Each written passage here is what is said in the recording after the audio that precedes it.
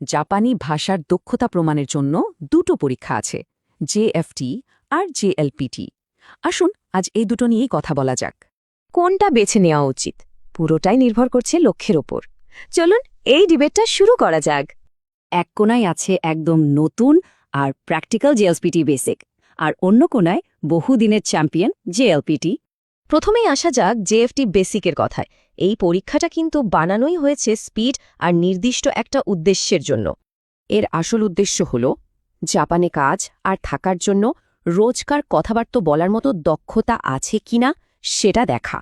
তার মানে সবচেয়ে জরুরি পয়েন্ট হল স্পেসিফাইড স্কিলড ওয়ার্কার ভিসার সাথে এর সরাসরি লিঙ্ক।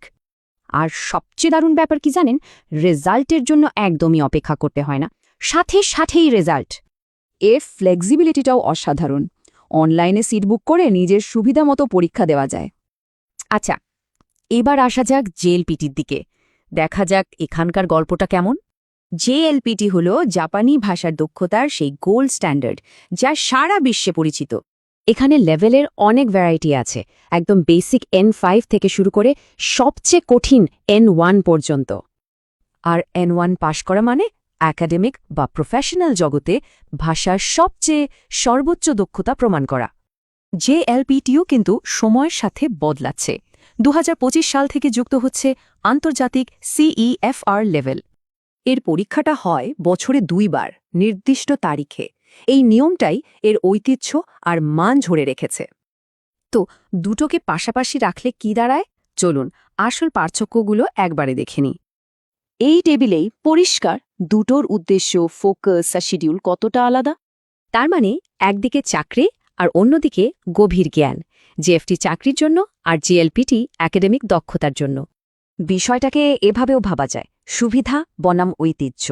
জেএফটি হল অন ডিমান্ড আর জেএলপিটি হল স্ট্যান্ডার্ড রুটিন। তাহলে সেরা কোনটা? আসলে সেরা পরীক্ষা সেটাই যা জাপানে যাওয়ার লক্ষ্যের সাথে মিলে যায়। যাদের মূল লক্ষ্য স্কিলড ওয়ার্কার ভিসা, দ্রুত রেজাল্ট আর ফ্লেক্সিবল শিডিউল, তাদের জন্য জেএফটি বেসিক সেরা। আর যারা জাপানে উচ্চশিক্ষা চান বা N1 লেভেলের মতো গভীর জ্ঞান প্রমাণ করতে চান, তাদের জন্য জেএলপিটি ভরসা।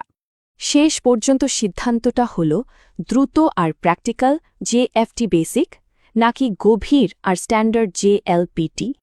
তো পথ কোনটা হবে ভাবতে হবে, জাপানের স্বপ্ন পূরণের জন্য কোনটা বেশি জরুরি।